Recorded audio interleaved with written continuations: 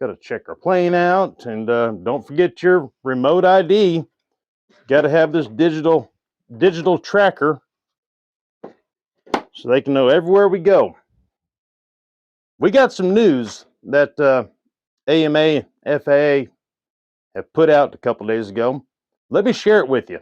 The FAA mandatory remote ID module. This little module is going to send a Wi-Fi or a Bluetooth signal so other people can track where we're flying. When I fly my plane, it's as far as I can see. It's not going all that far, but they feel like they have to track us. And this module is going to be registered to us, and anybody with a phone or a tablet can have a certain drone tracker app, and they can see where we are. So can the authorities. And anyways, it's coming due 7 days from now, mandatory. But no one has their modules yet. So you're gonna go flying, you gotta throw your module in there, then you gotta fly, and then when you're done flying, you might want to fly another plane. So out with the module. You hope it fits in the other one. It's let me just share this info I found. I think you guys will like it. So hey, sit tight. So there's all this talk about, is the remote ID, going to be waived for a while, or is it going to be, postponed until we get our modules? This is all I found about the AMA asking the FAA for some more time, and it's about events, remote ID event waiver process, dated the 8th of September. Miss Holly Silvers, and you guys can read this if you want, but this is about events such as an air show. So that's the info about possibly, postponing this. Now, the AMA did a study on all of the different modules. The AMA Advanced Flight System Committee Remote ID Module Status Report, dated the 5th of September, and they checked out 16 different modules. And one thing I want to point out to you guys can read the rest of it if you want, but right here it says the Bluetooth 5.0 and 5.1 version chips cost more because they draw much less current, providing more hours of runtime. Now that's good. I didn't think about that. And it says although there are more than 20, they checked out 16 of them. So here's the list. Let's look at it real quick. This first one, UAVionics, $299, 21 grams. It has a battery, it lasts 2 hours, and it's in a case, and it has the 5.0 Bluetooth there. This next one by Blue Mark, $106, requires a battery, 5 to 14 volts. Another one by Blue Mark, 118. Another one, Blue Mark, 139. Another one, Blue Mark, $76, requires a battery. And this Drone Death, $199. It comes with a battery that lasts 8 to 14 hours. Now that's why they need remote ID, because someone's going to fly their drone for 8 to 14 hours. We fly our plane, for 4 to 10 minutes.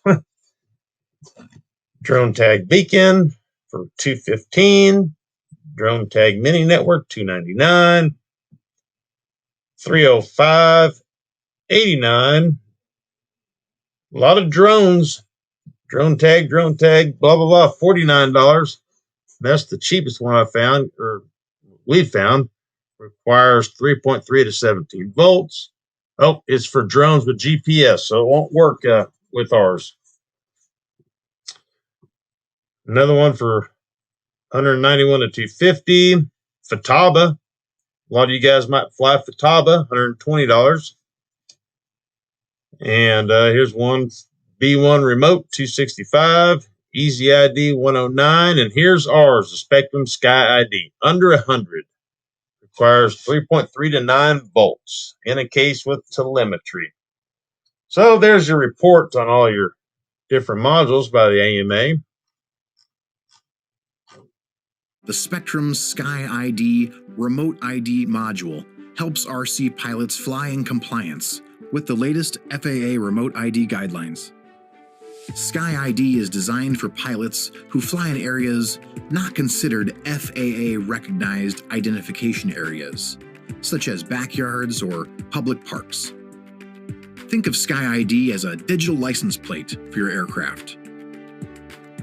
SkyID is FAA Remote ID compliant and FCC certified, and it provides RID GPS data to mobile devices. GPS data includes aircraft ground speed, altitude, position, heading, distance, and time.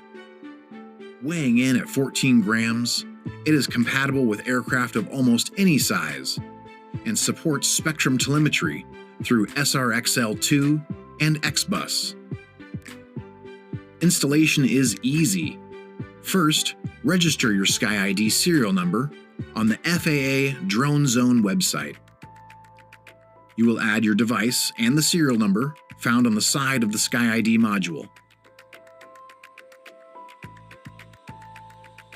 The SkyID includes 3 different cables for easy connection to almost any receiver application.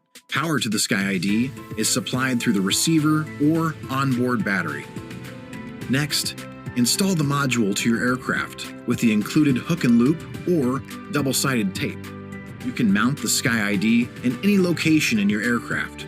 Verify operation by viewing a solid LED on the device or Remote ID mobile app. Now you are ready to fly.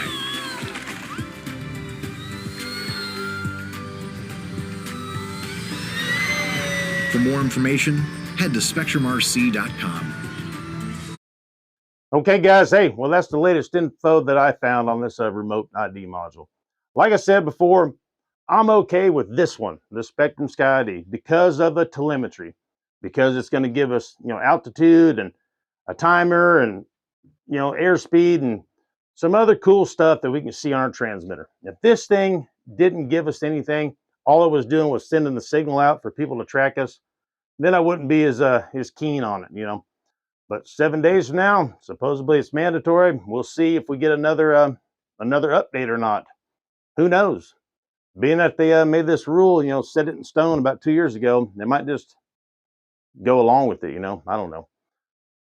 But hey, now's a good idea for you guys to give me a thumbs up and make sure that you're subscribed. We're halfway to the next jet giveaway, and I hope you guys are all in it. I really appreciate it. A lot of people sent some questions about some transmitter stuff, and we got some videos coming soon to help out all the people that have asked lately. So hey, give me a thumbs up. Make sure you're subscribed. That's the best way to support what I do. If you get anything out of what I'm doing, subscribe, thumbs up, watch the videos. Hey, watch another one. That'd be fantastic.